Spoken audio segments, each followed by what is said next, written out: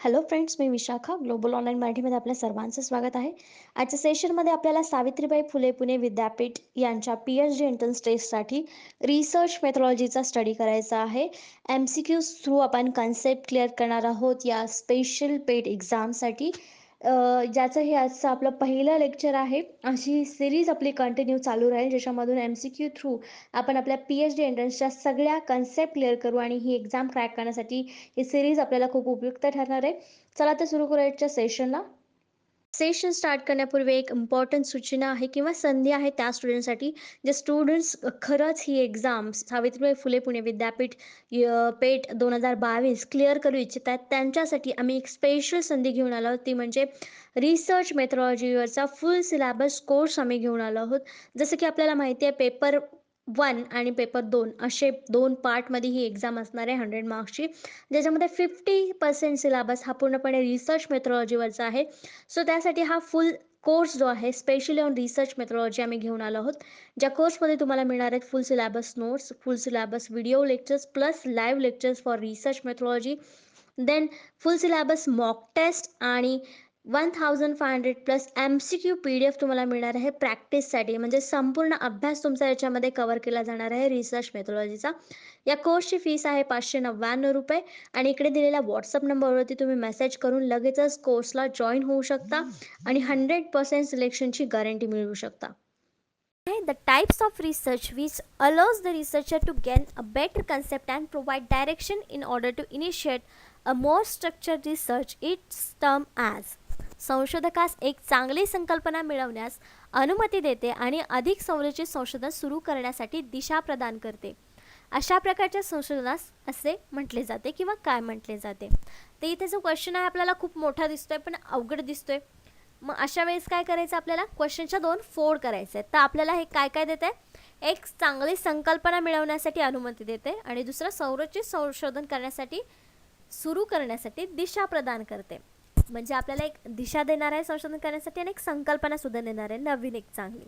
तर हे संशोधनाचा प्रकार कुठला आहे, म्हणजे हा संशोधनाच्या प्रकारावरती प्रश्न आहे. आपले ऑप्शन्स आहेत फंडामेंटल रिसर्च, मूलभूत संशोधन, अप्लाइड रिसर्च, उपयोजित संशोधन, एक्सप्लोरेटरी रिसर्च, अन्वेषण संशोधन अँड कन्क्लुसिव्ह रिसर्च म्हणजे निर्णायक संशोधन. तर यामध्ये याचं करेक्ट आन्सर आहे फर्स्ट, फंडामेंटल रिसर्च म्हणजे मूलभूत संशोधन. तर मूलभूत संशोधन का आलं, कारण आपल्याला एक चांगली कन्सेप्ट देते आणि एक संरचित संशोधन सुरू करण्याची दिशा देते. म्हणजे हा एक बेसिक संशोधन आपल्याला इथे देणार आहे. हा जो रिसर्च आहे, प्रश्नामधला जो रिसर्च आहे तो आपल्याला बेसिक कन्सेप्ट क्लिअर करणार आहे, बेसिक रिसर्च म्हणून येणार आहे. तर फंडामेंटल रिसर्च म्हणजे काय बघूया. Fundamental research, also non as basic research and pure research, does not usually generate findings that have immediate applications in practical level. Fundamental research is driven by curiosity and the desire to expand knowledge in a specific research area. This type of research makes a specific contribution to the academic body of knowledge in the research area. तर fundamental research म्हणजे काय, एक basic research जो curiosity किंवा आपल्या इंटरेस्टनी, डिझायरनी expand होतं ते knowledge. म्हणजे क्युरियोसिटी असेल तेव्हा आपल्याला एखादा नवीन शोध लागतो. तेल पाण्यावर का तरंगलं, त्याच्यानंतर न्यूटनचा जो लॉ आहे की ॲपल खालीच का पडलं, हा बेसिक रिसर्च आहे, फंडामेंटल रिसर्च त्याला म्हणतो. आणि प्युअर रिसर्च, बाकीच्या त्यामध्ये नवीन नवीन गोष्टींचा शोध लागला ते वेगवेगळ्या प्रकारामध्ये येतात. पण मूलभूत संशोधन, बेसिक संशोधन जे काय आहे ते असं क्युरियोसिटीमधून येतं किंवा आपले नॉलेज एक्सपांड करण्याच्या डिझायरमधून येतं. याचं इमिजिएट ॲप्लिकेशन होत नाही, पण तो एक शोध असतो म्हणून त्याला आपण एक बेसिक रिसर्च म्हणू शकतो. तर हे काय करतं, आपल्याला नॉलेजमध्ये भर देतं. हे एक फंडामेंटल रिसर्चचं वैशिष्ट्य आहे असं आपण म्हणू शकतो. तर आपली फंडामेंटल रिसर्चची कन्सेप्ट क्लिअर झाली असेल. Next question, the sampling techniques under which population is divided into mutually exclusive groups and the researcher's drawn sample is called. नमुना तंत्र, ज्याच्या अंतर्गत लोकसंख्या परस्पर विशेष गटामध्ये विभागली गेली आहे आणि संशोधक नमुना काढतो आहे. तर जेव्हा आपल्याला सॅम्पलिंग मेथड्स किंवा सॅम्पल निवडायचे असतात तेव्हा आपण एका पॉप्युलेशनमधून ते निवडत असतो. मग त्याच्यावरून वेगवेगळे प्रकार पडलेले आहेत, जे स्ट्रॅटिफाईड sampling, cluster sampling, snowball sampling आणि कोटा सॅम्पलिंग, हे जे काय प्रकार आहेत ते सगळे आपले सॅम्पलिंग टेक्निक्स आहेत किंवा सॅम्पलिंग टेक्निकचे प्रकार आहेत. तर आपल्याला प्रश्नामध्ये दिलेलं आहे की which population is divided into mutually exclusive group. नमुना तंत्र ज्याच्या अंतर्गत लोकसंख्या परस्पर विशेष गटामध्ये विभागली घेतली आहे, तर तो नमुना प्रकार कोणता? आपले ऑप्शन्स आहेत stratified sampling, cluster sampling, snowball sampling and quota sampling. त्याचं करेक्ट आन्सर आहे क्लस्टर सॅम्पलिंग. क्लस्टर सॅम्पलिंग म्हणजे काय ते आपण बघूया. What is cluster sampling? Cluster sampling is a probability sampling techniques where the researchers divide the population into multiple groups, that is cluster for research. तर आपल्याला माहिती आहे प्रोबॅबिलिटी आणि नॉन प्रोबॅबिलिटी प्रकार आहेत जे आपल्याला सॅम्पलिंग निवडण्यासाठी मदत करतात किंवा सॅम्पलिंगसाठी हे दोन प्रकार आहेत. आणि प्रोबॅबिलिटी सॅम्पलिंगमधला एक प्रकार आहे ज्याला आपण क्लस्टर सॅम्पलिंग म्हणतो. तर त्याच्यामध्ये आपण काय करतो, आपले सॅम्पल्स निवडण्यासाठी टेक्निक्समध्ये पॉप्युलेशन मल्टिपल ग्रुप्समध्ये डिवाइड करतो, वेगवेगळे ग्रुप्स तयार करतो ज्याला आपण क्लस्टर्स असं म्हणतो. Researchers then select random groups with a simple random or the systematic random sampling techniques for the data collection and data analysis.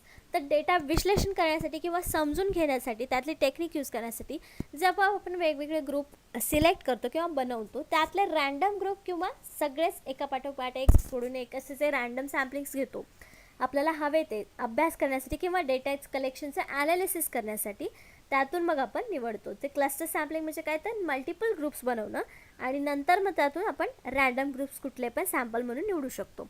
Example, researchers want to conduct a study to जज the performance of sophomores in business education across the US. It is impossible to conduct a research study that involves the students in every university. Instead, by using cluster sampling, the researchers can club the universities from each city into the one cluster. तर इथे example काय दिलेलं आहे आपल्याला की US जे education आहे त्याच्यावरती जर आपल्याला किंवा त्यातल्या युनिव्हर्सिटीमध्ये जे स्टुडंट्स अभ्यास करत आहेत त्यांच्यावरती अभ्यास करायचा आहे. मग हे आपल्याला शक्य आहे का तिथल्या सगळ्याच युनिव्हर्सिटीच्या स्टुडंट्सचा डेटा गोळा करणं?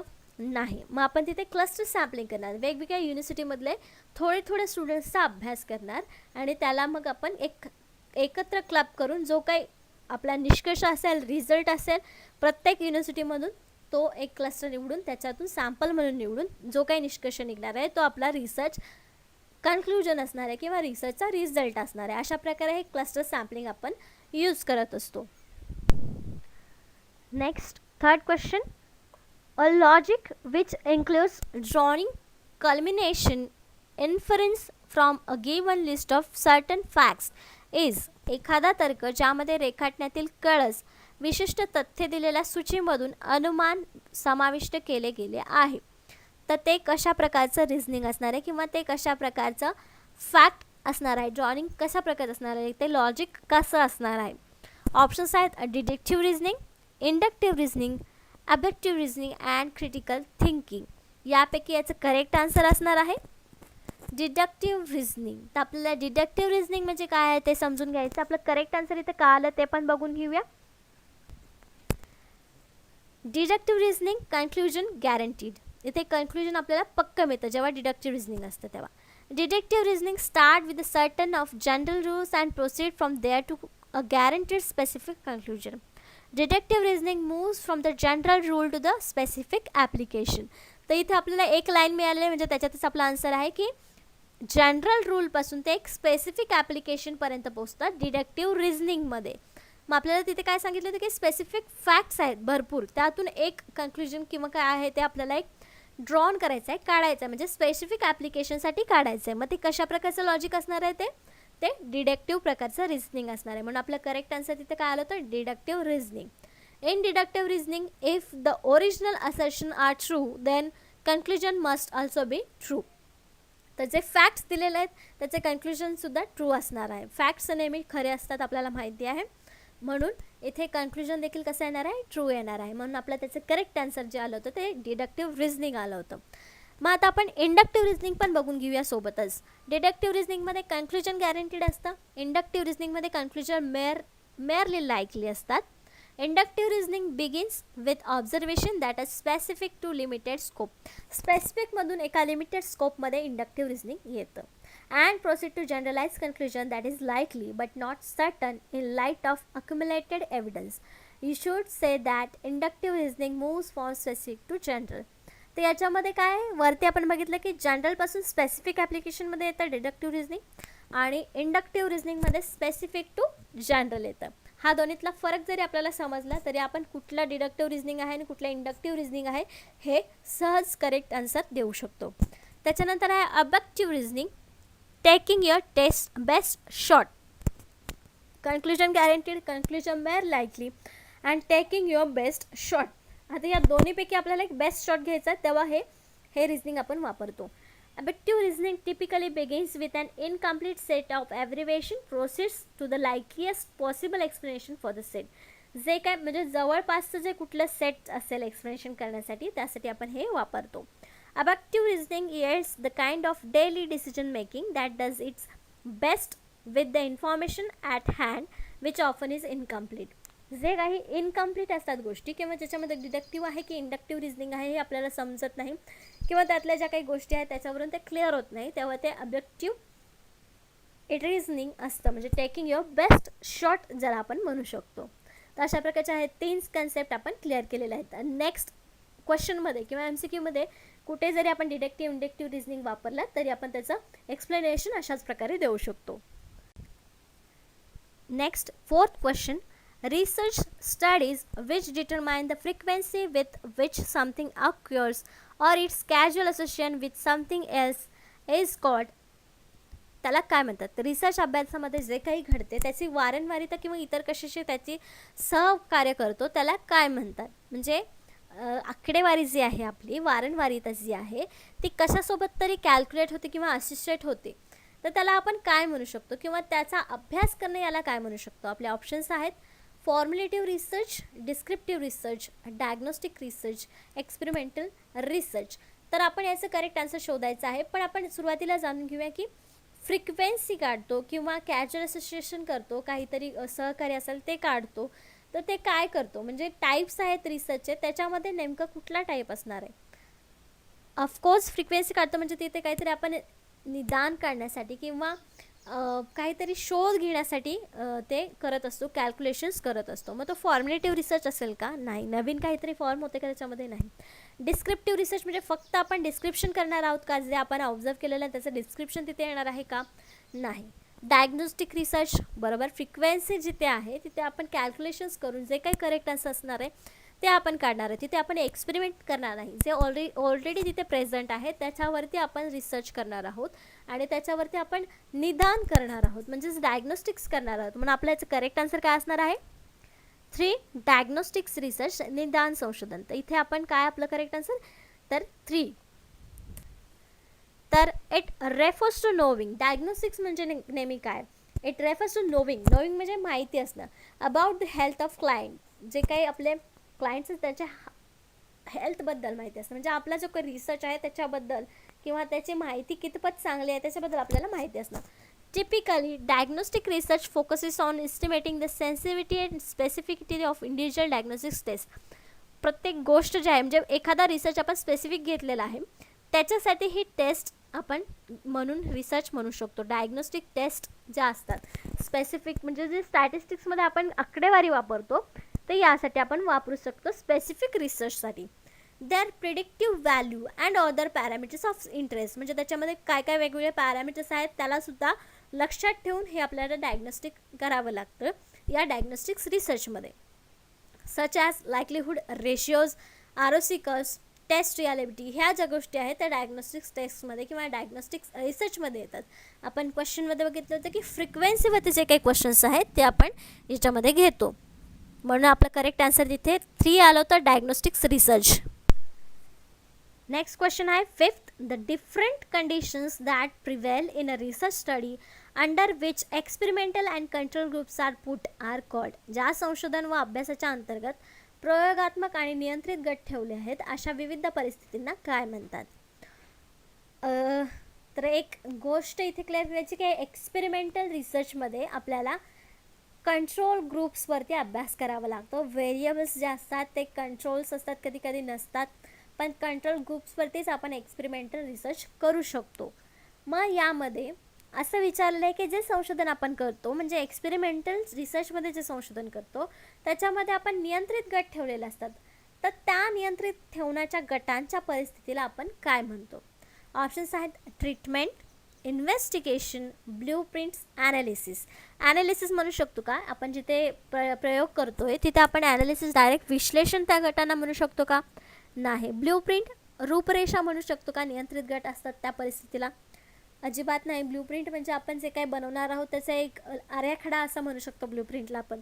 इन्व्हेस्टिगेशन तपासणी, नियंत्रित गट तयार केल्यानंतरची जी प्रोसेस आहे ती आहे इन्व्हेस्टिगेशन. पण जी गट आपण निवडतो त्या परिस्थितीला आपण ट्रीटमेंट म्हणतो. म्हणून आपलं करेक्ट आन्सर इथे आहे first, treatment. In experiments a treatment is something the researchers administrate to experiment units. म्हणजे जे काही युनिट्स आहेत त्याच्यावरती ॲडमिनिस्ट्रेट करणं, म्हणजे त्याच्यावर लक्ष देणं, त्याच्यावर नियंत्रण करण्याचं काम, हे या प्रोसेसला आपण ट्रीटमेंट असं म्हणतो एक्सपेरिमेंटल रिसर्चमध्ये. हे आपल्याला लक्षात ठेवायचं आहे की एक्सपेरिमेंटल रिसर्चमध्ये कंट्रोल ग्रुपच्या परिस्थितींना किंवा जो काही ॲडमिनिस्ट्रेशन करायचं आहे त्या सगळ्या प्रोसेसला आपण ट्रीटमेंट असं म्हणतो. नेक्स्ट क्वेश्चन आहे 6th question. The term is used in experimental research to reflect the restrain in the experimental condition. हा शब्द प्रयोगात्मक संशोधनात प्रयोगात्मक परिस्थितीत संयम दर्शवण्यासाठी वापरला जातो. तर संयम म्हटल्यानंतरच आपल्याला इथं करेक्ट आन्सर क्लिक व्हायला पाहिजे. पण एक्सपेरिमेंटल रिसर्चमध्ये एक्सपेरिमेंटल कंडिशन्स यूज करण्यासाठी किंवा कंट्रोल करण्यासाठी कुठल्या गोष्टी वापरतात? संयम दर्शवण्यासाठी कुठल्या गोष्टी वापरतात? आपले ऑप्शन्स आहेत व्हॅल्यू, अल्टरनेटिव्ह, नॉवेल्टी आणि कंट्रोल. तर संयम दर्शवण्यासाठी एकच गोष्ट आपण इथे सांगू शकतो, म्हणून त्याचं करेक्ट आन्सर आहे 4, कंट्रोल, नियंत्रण. म्हणजे कंट्रोल हा शब्द जो आहे तो प्रयोगात्मक परिस्थितीत संयम दर्शवण्यासाठी वापरला जातो. नॉर्मली देखील आपण संयमसाठी कंट्रोल हा शब्द वापरतो आणि प्रयोगात्मक संशोधनात देखील हा शब्द कंट्रोल हा शब्द आपण वापरतो. When conducting an experiment, a control is an element that remains unchanged and unaffected by the other variables. तर कंट्रोल जो आहे तो कुठल्याच व्हेरिएबलने बदलला जात नाही एक्सपेरिमेंटल रिसर्चमध्ये. It is used as benchmark or a point of comparison against which other test result are measured. तर ज्या आपल्याला टेस्ट मेजर करायचे असतात रिसर्च एक्सपेरिमेंटल रिसर्चमध्ये, तर तिथे हे बेंचमार्क करतात. कंट्रोल्स जे असतात ते बेंचमार्क करतात किंवा ते आपल्याला चांगला रिझल्ट देण्यासाठी मदत करत असतात controls in experiment. Next question आहे 7th. The ones that have a strong contingent effect on the relationship between and independent and dependent variables. स्वतंत्र आणि अवलंबित परतंत्र चल यांच्यातील संबंधावर तीव्र आक्रमक प्रभाव पडतो. कशाचा किंवा त्या गोष्टीला काय म्हणतात? या दोन्हीवरती तीव्र म्हणजे अगदी हार्ड प्रभाव पडतो, कॉन्टिजंट इफेक्ट पडतो दोघांच्या रिलेशनशिपवर. तर त्या गोष्टीला किंवा त्या प्रोसेसला काय म्हणतात किंवा ते व्हेरिएबल कसे असतात? ऑप्शन्स आहेत dependent variable, independent variable, moderating variables आणि 4 आहे एक्स्ट्रेनियस व्हेरिएबल. त्याचे करेक्ट आन्सर आहे मॉडरेटिंग व्हेरिएबल्स. आपल्याला लक्षात ठेवायचं आहे की दोघांवरती जेव्हा तीव्र इफेक्ट पडतो स्वतंत्र चल आणि अवलंबित चलावरती, तेव्हा तो मॉडरेटिंग व्हेरिएबल असतो. आता हा नेमका काय आहे तो समजून घेऊया. A variable in research simply refers to the person, place, thing or the phenomenon that you are trying to measure in some way. The best way to understand the difference between dependent and independent variable is that the meaning of each and implies by the what the words tell us about the variables are the using. The variables म्हणजे काय आहे? तर एखादा person जे आपण research करतो त्याच्यामध्ये आपण एखादा पर्सन, प्लेस किंवा गोष्ट जी असते तर त्या गोष्टीला आपण ॲज अ व्हेरिएबल म्हणून वापरतो. मग त्या व्हेरिएबलमध्ये एक व्हेरिएबल आहे, 2 व्हेरिएबल आहेत, डिपेंडंट व्हेरिएबल आहेत की इंडिपेंडंट व्हेरिएबल आहे, ते आपण सर्च करत असतो आणि ते आपल्या रिसर्चमध्ये इम्प्लाय करत असतो. तर त्याला आपण व्हेरिएबल्स असं म्हणतो. तर मॉडरेटिंग व्हेरिएबल्स काय असतात? तर दोन्हीवरती देखील इफेक्ट करत असतात. इंडिपेंडंट व्हेरिएबल आणि डिपेंडंट व्हेरिएबलवरती दोघांवरती परिणाम करतात असे ते मॉडरेटिंग व्हेरिएबल्स असतात. नेक्स्ट क्वेश्चन आहे 8. A statement about the magnitude, trend और behaviour of the population under study is called. अभ्यासानुसार लोकसंख्येची परिणाम, प्रवृत्ती किंवा वर्तन याबद्दलचे विधान याला काय म्हटलं जातं? तर हा जो प्रश्न आहे तो हायपोथेसिसवरती आहे. हायपोथेसिसचे वेगवेगळे प्रकार आहेत, ते देखील आपण बघणार आहोत पुढे जाऊन. पण या प्रश्नामध्ये आपल्याला जे आन्सर मिळणार आहे ते हायपोथेसिस म्हणजे काय नेमकं समजून घेऊया. तर हायपोथेसिस म्हणजे आपण एक गोष्ट अझ्युम करतो, कुठलीही रिसर्च करताना एक गोष्ट अझ्युम करतो की याचा परिणाम असा असावा, आणि त्यानंतर आपल्याला कन्क्लुजन काढून मग ते हायपोथेसिस करेक्ट होतं की चुकीचं होतं, ते कसं करेक्ट होतं, ते कसं करेक्ट नाही, हे आपल्याला कन्क्लुजनमध्ये पटवून द्यावं लागतं. तर इथे एक आपल्याला कंडिशन दिलेलं आहे की अभ्यासानुसार लोकसंख्येचा परिणाम, प्रवृत्ती किंवा वर्तन याबद्दलचं विधान जे आहे ते हायपोथेसिस कशा प्रकारचं आहे. आपले ऑप्शन्स आहेत नल हायपोथेसिस, शून्य गृहीतक, अल्टरनेटिव्ह हायपोथेसिस, वैकल्पिक गृहीतक, डिस्क्रिप्टिव्ह हायपोथेसिस, वर्णनात्मक गृहीतक, रिलेशनल हायपोथेसिस म्हणजे संबंधित गृहीतक. त्याचं करेक्ट आन्सर आहे डिस्क्रिप्टिव्ह हायपोथेसिस, वर्णनात्मक गृहीतक.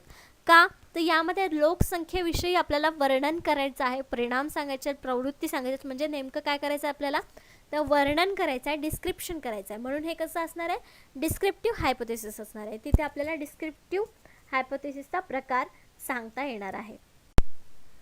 तर ऑप्शन्समध्ये आपण जे जे हायपोथेसिसचे प्रकार बघितले ते समजून घेऊया. The null hypothesis. Null hypothesis म्हणजे काय येणार आहे, is a typical statistical theory which suggest that no statistical relation and significance exist in a set of given single observe variables. जे व्हेरिएबल्स असतात त्याच्यावरती आपण ऑब्झर्वेशन करून हायपोथेसिस मांडत असतो. तर ज्या हायपोथेसिसमध्ये कुठल्याच प्रकारचं स्टॅटिस्टिकल रिलेशनशिप नाही आहे किंवा सिग्निफिकन्स नाही आहे, तेव्हा ते नल हायपोथेसिस असतं. Between two sets of observe data and measure phenomena. म्हणजे ऑब्झर्व आपण किती वेळेस करतो, एक सिंगल वेळेस करतो किंवा दोन सेट्समध्ये करतो, तर त्यामध्ये आपल्याला जो काही रिझल्ट मिळतो, जर त्याच्यामध्ये कुठलाही संबंध नसेल तर ते नल हायपोथेसिस म्हणजे शून्य गृहीतक असतं. नेक्स्ट आहे इन स्टॅटिस्टिकल हायपोथेसिस टेस्टिंग. म्हणजे हे जे काय प्रकार आहेत हायपोथेसिस टेस्टिंगचे, ते स्टॅटिस्टिकल हायपोथेसिस टेस्टिंगचे प्रकार आहेत. तर दुसरा आहे प्रकार alternative hypothesis, is a position that states something in happening, a new theory is preferred instead of an old. नवीन थेअरी तिथं ओपन केली जाते किंवा लागू केली जाते जुन्याच्या ऐवजी, तेव्हा त्याला आपण अल्टरनेटिव्ह हायपोथेसिस म्हणतो. It is usually contains with the research hypothesis because it is constructed from literature review and previous studies. तर आपण हायपोथेसिस फॉर्म कधी करतो, कसं करतो, तर ते लिटरेचर रिव्ह्यूवरून करतो. जो एक प्रकार आहे किंवा जो एक स्टेप आहे आपल्या रिसर्चची, लिटरेचर रिव्ह्यू, त्याच्यावरून हे अल्टरनेटिव्ह हायपोथेसिस आपण मांडतो. म्हणजे आपण जे आधी वाचलेलं हायपोथेसिस आहे त्याच्यापेक्षा जरा वेगळं हायपोथेसिस मांडणं, म्हणजे नवीन प्रेफर्ड करणं, तिथे नवीन हायपोथेसिस मांडणं जुन्याच्या ऐवजी, त्याला आपण अल्टरनेटिव्ह हायपोथेसिस म्हणतो. डिस्क्रिप्टिव्ह हायपोथेसिस जे आपला करेक्ट आन्सर होतं आपल्या क्वेश्चनचं, तर काय आहे, is a statement about existence size from the distribution of variables. तर साईज, फॉर्म हे जे काय आपण मांडणार आहोत डिस्क्रिप्टिव्ह हायपोथेसिसमध्ये येतात कुठल्याही प्रकारचं रिसर्चमध्ये. आता इथे आपल्याला काय सांगितलं होतं की लोकसंख्येचा परिणाम हे सगळं इथे आपल्याला लिहायचं आहे डिस्क्रिप्टिव्ह, म्हणून ते डिस्क्रिप्टिव्हमध्ये आलं होतं. इथे आपल्याला काय काय सांगितलं, डिस्क्रिप्टिव्ह हायपोथेसिसमध्ये काय काय येऊ शकतं, साईज, फॉर्म येऊ शकतं किंवा डिस्ट्रीब्युशन येऊ शकतं व्हेरिएबल्सचं, म्हणून हे डिस्क्रिप्शन हायपोथेसिस आहे. Researchers often use a research question rather than descriptive hypothesis. Research question विचारतात आपण डिस्क्रिप्टिव्ह हायपोथेसिस ऐवजी. Descriptive hypothesis are useful for testing statistical significance. हे कशासाठी यूज करतात, तर स्टॅटिस्टिकल सिग्निफिकन्स यूज करण्यासाठी होतात, आणि त्याच्यामध्ये कुठला संबंध आला नाही तर ते कुठलं हायपोथेसिस असतं, नल हायपोथेसिस असतं. नेक्स्ट आहे a relational hypothesis is a one that suggest variables are related in some way. म्हणजे याच्यामध्ये दोन्ही व्हेरिएबल्समध्ये काहीतरी संबंध आहे, म्हणजे ते रिलेशनल हायपोथेसिस आहे. A casual hypothesis is a one that suggest that a cause and effect. Experimental रिसर्चमध्ये कॉज अँड इफेक्टचा अभ्यास करतो, तर इथे जे आपलं कॅज्युअल हायपोथेसिस आहे ते काय सजेस्ट करतं, कॉज आणि इफेक्ट आपल्याला सांगत असतं. रिलेशनशिप एक्झिस्ट बिटवीन व्हेरिएबल्स, म्हणजे तिथे काहीतरी रिलेशन व्हेरिएबल्समध्ये असतं. नल हायपोथेसिसमध्ये दोन्हीमध्ये काहीही संबंध नसतो, आणि रिलेशनल हायपोथेसिसमध्ये दोघांमध्ये काहीतरी संबंध असतो. An example of relational hypothesis is that significant relationship exists between smoking and obesity. उदाहरणार्थ काय दिलेलं आहे की त्यांनी स्मोकिंग आणि ओबेसिटी या दोन्हीमध्ये काहीतरी रिलेशन आहे, म्हणजे ते एक रिलेशनल हायपोथेसिस आहे असं आपण म्हणू शकतो. हे एक्झाम्पल त्यांनी आपल्याला दिलेलं आहे. नेक्स्ट क्वेश्चन आहे 9th. Which principle advocates the simultaneous or the sequential use of qualitative and quantitative method of investigation. तपासणीचे गुणात्मक आणि परिणात्मक पद्धती एकाच वेळी किंवा अनुक्रमिक वापराचे तत्व समर्थन करते. तर इथं एक तत्व आहे ज्यामध्ये क्वालिटेटिव्ह आणि क्वांटिटेटिव्ह दोन्ही मेथडचा वापर आपण करतो रिसर्चमध्ये. तर ते तत्व काय आहे हे आपल्याला सांगायचं आहे. आपल्याला माहिती आहे रिसर्चमध्ये हे दोन प्रकार आहे, क्वालिटेटिव्ह अँड क्वांटिटेटिव्ह मेथड्स. तर त्यामध्ये हे दोन्हीचाही वापर केला जातो. काही रिसर्चमध्ये दोन्हीही वापरले जातात. तर त्याचं तत्व काय आहे किंवा कुठल्या तत्वाचं समर्थन करते. ऑप्शन्स आहेत principle triangulation, principle of validity, principle of research design, principle of testing, चाचणीचे तत्व. तर याचं करेक्ट आन्सर आहे फर्स्ट प्रिन्सिपल ऑफ ट्रँग्युलेशन, त्रिकोणाचे तत्व. तर त्रिकोणाचं तत्व नेमकं काय आपण समजून घेऊया. ऑफकोर्स आपल्याला क्वेश्चन विचारला होता क्वालिटेटिव्ह अँड क्वांटिटेटिव्ह मेथड एकत्र वापरण्याचा तत्व कुठला आहे किंवा कुठल्या तत्वावर वापरलं जातं. त्याचं करेक्ट आन्सर आपलं हे आलं होतं. म्हणजे ट्रँग्युलेशनचा अर्थ काय असणार आहे किंवा त्याच्यामध्ये काय असणार आहे, तर हेच म्हणजे आपल्याला क्वेश्चनमध्ये विचारलेलं आहे. Triangulation refers to the use of multiple methods and data sources in qualitative research to develop a comprehensive understanding of phenomena. तर इथे काय सांगितलेलं आहे, या प्रकारच्या तत्वामध्ये तुम्ही मल्टिपल मेथड्स यूज करू शकता. डेटा सोर्स असू दे किंवा कुठल्याही क्वालिटेटिव्ह रिसर्च असू दे, पण त्याच्यामध्ये तुम्ही वेगवेगळ्या प्रकारच्या मेथड्स एका वेळी वापरू शकता. म्हणून ह्याला ट्रँग्युलेशन प्रिन्सिपल असं आपण म्हणू शकतो. Triangulation also has been viewed as a qualitative research strategy.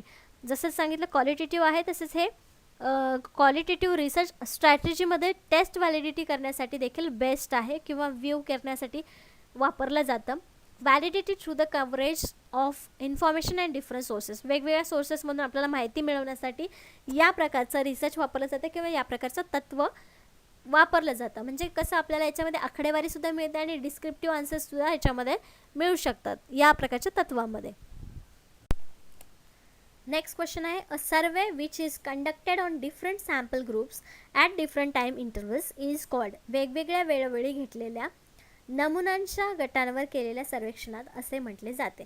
म्हणजे काय सांगितलेलं आहे की सॅम्पल ग्रुप्स घेतलेत वेगवेगळे डिफरंट टाईम इंटरव्हल्सनुसार, म्हणजे प्रत्येकाच्या वेळेनुसार किंवा वेगवेगळ्या पिरियडनुसार हे ग्रुप पाडलेले आहे.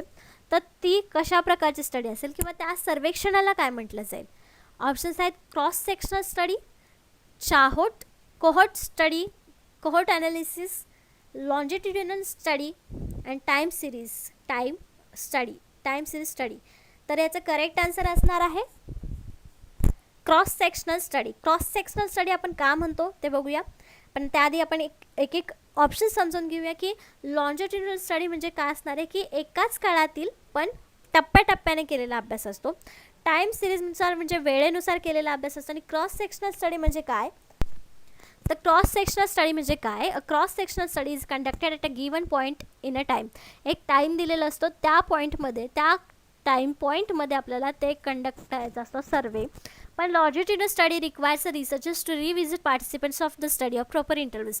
म्हणजे लॉन्जिट्युडिनल स्टडी काय असतं, सॅम्पल एकच असतो पण त्याची स्टडी आपण वेगवेगळे ठराविक इंटरव्हल्समध्ये करत असतो, ठराविक पिरियड्समध्ये करत असतो, एक ठरलेल्या टायमामध्ये करत असतो. तसं क्रॉस सेक्शनलमध्ये एकाच टायमामध्ये दिलेल्याच टायमामध्ये ते आपल्याला करावं लागतं. क्रॉस सेक्शनल स्टडीमध्ये डिफरंट सॅम्पल असतात, तर लॉन्जिट्युडिनल स्टडीमध्ये कंडक्टेड सॅम्पल्स सेम्स असतात. कितीही वर्ष आपण त्याच्यावर अभ्यास करत असलो तरी सॅम्पल्स ते सेम असतात. तसं क्रॉस सेक्शनलमध्ये नसतात. तर मग आपल्याला प्रश्न विचारलेला होता की वेगवेगळ्या ठिकाणी वेगवेगळ्या टाईमवरती जेव्हा रिसर्चचं सर्वेक्षण केले जातात त्याला काय म्हणतात. मग त्याचं करेक्ट आन्सर आपल्याला क्रॉस सेक्शनल स्टडी मिळालं होतं, कारण तिथे वेगवेगळ्या गिवन टाईममध्ये दिलेलं होतं अभ्यास करण्यासाठी. म्हणून त्याचं करेक्ट आन्सर आपल्याला हे मिळालं होतं. त्याचे आपल्या रिसर्च मेथॉडॉलॉजीचे 10 क्वेश्चन्स इथेच संपलेले आहेत. म्हणजे आज आपण 10 कन्सेप्ट शिकलेलो आहोत रिसर्च मेथॉडॉलॉजीचा. नेक्स्ट लेक्चरमध्ये देखील आपल्याला 10 वेगवेगळ्या कन्सेप्ट शिकायचे आहेत प्रश्नांमधून. प्रश्न जे आहेत ते आपण वेगवेगळ्या युनिव्हर्सिटीच्या PhD एक्झाम्स, एंट्रन्स एक्झाम जे झालेले आहेत त्यातून निवडतो आहे. म्हणजे जे काही आपले क्वेश्चन्स आहेत, कन्सेप्ट्स आहेत त्या देखील क्लिअर होतील आणि आपला अभ्यासही कंप्लीट होईल आपली पेट एक्झाम क्लिअर करण्यासाठी. अशा प्रकारे आपण नेक्स्ट लेक्चरमध्ये देखील 10 क्वेश्चन्स 10 कन्सेप्टसोबत बघणार आहोत. आजच्या सेशनसाठी धन्यवाद.